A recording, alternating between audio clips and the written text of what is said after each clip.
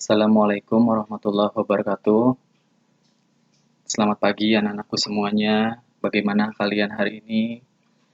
Mudah-mudahan kalian semua dalam keadaan sehat walafiat ya. Alhamdulillah, tahun ajaran baru sudah dimulai. Mudah-mudahan dengan semua yang baru, sistem belajar yang baru, kalian juga punya semangat yang baru untuk terus belajar sehingga apa yang kalian cita-citakan akan tercapai. Ya, meskipun saat ini kita masih belum bisa bertatap langsung, mudah-mudahan kalian masih tetap bisa mengikuti dan semangat untuk terus belajar ya. Baik, kita mulai saja untuk pembelajaran hari ini. Silakan dibuka buku bahasa Inggris kalian. Sudah pada punya ya semuanya ya. Dibuka buku bahasa Inggrisnya unit 1 subtema 1.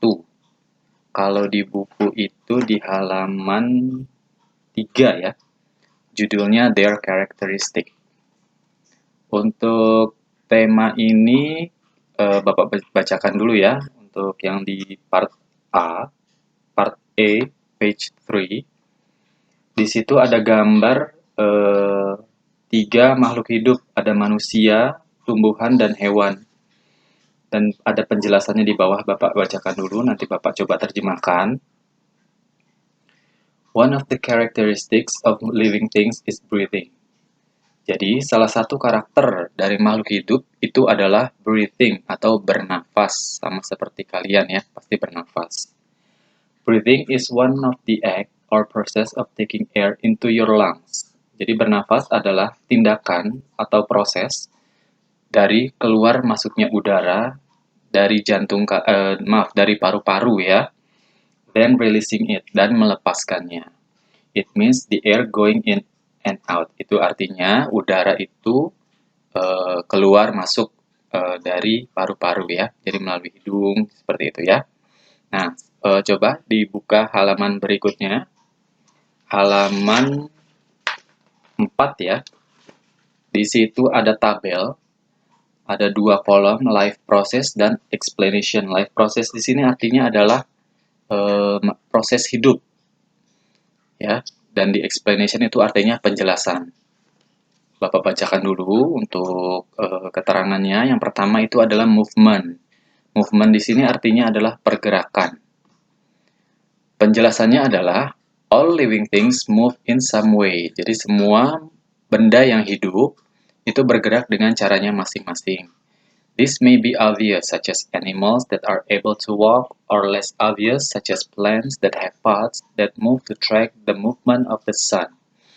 Jadi setiap makhluk hidup itu pasti bergerak dengan caranya masing-masing, seperti ada yang berjalan, ada yang berlari, ada yang terbang, ada yang berenang, dan juga ada yang melata ya.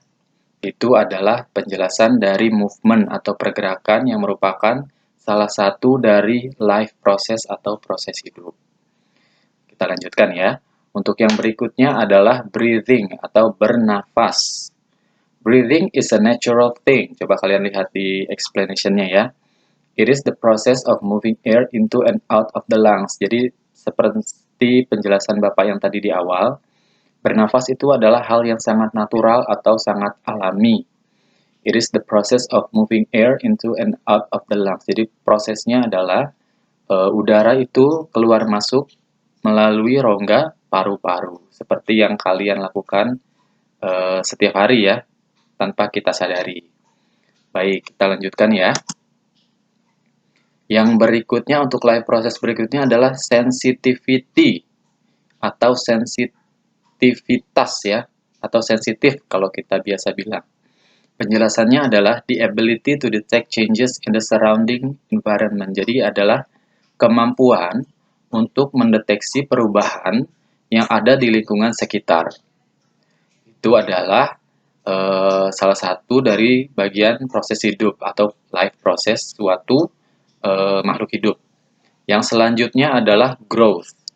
Growth di sini penjelasannya adalah all living things grow. Jadi artinya adalah semua makhluk hidup itu, benda hidup itu akan tumbuh atau berkembang. Seperti kalian ya, dari mulai bayi, kemudian diberi asupan makanan oleh orang tua kalian, maka kalian bisa tumbuh dan besar seperti sekarang.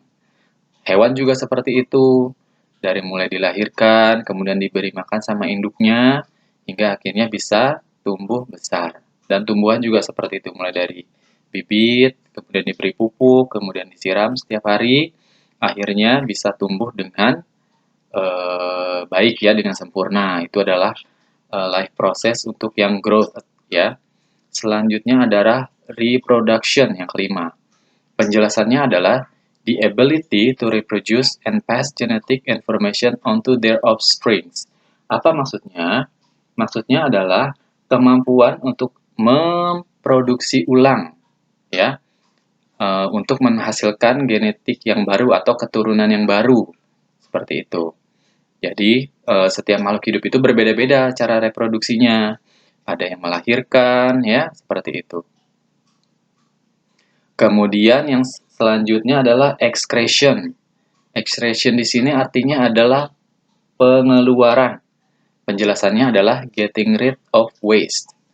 Jadi, semua makhluk hidup itu pastikan makan ya, makan, minum. Nah, setiap ada yang masuk, pasti ada yang dikeluarkan. Sama seperti kalian. Pasti ada yang dikeluarkan setiap harinya. Dan yang terakhir adalah nutrition atau nutrisi. The intake of use of nutrients. This occurs in very different ways in different kinds of living things. Maksudnya adalah pemasukan atau makanan yang kita makan itu diubah atau berguna sebagai nutrisi kita. Dan caranya pun berbeda-beda jenisnya dari setiap makhluk hidupnya. Maksudnya adalah makanannya atau jenis nutrisinya. Baik, mungkin untuk penjelasannya dari subtema 1, their karakteristik ini, Bapak cukupkan sampai di sini. Jadi ada 7 ya. Kalau Bapak ulang dari awal itu yang pertama ada movement, pergerakan. Yang kedua adalah breathing. Yang ketiga sensitivity. Yang keempat growth atau bertumbuh atau berkembang ya. Yang kelima reproduction. Yang keenam excretion atau pengeluaran. Dan yang terakhir adalah nutrition. Kalau gimana? Ada yang mau ditanyakan? Kalau ada yang mau ditanyakan, coba nanti WhatsApp ke Bapak ya. Nah, untuk selanjutnya, Bapak akan kasih latihan sedikit. Nah, coba diperhatikan. Di tabel yang atas, itu ada 2 tabel. Living things dan non-living things.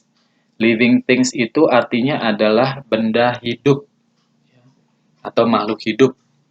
Dan yang di sebelahnya non-living things artinya adalah kebalikannya, benda yang tidak hidup atau benda mati. Nah, di bawah tabelnya itu ada 8 gambar. Ya.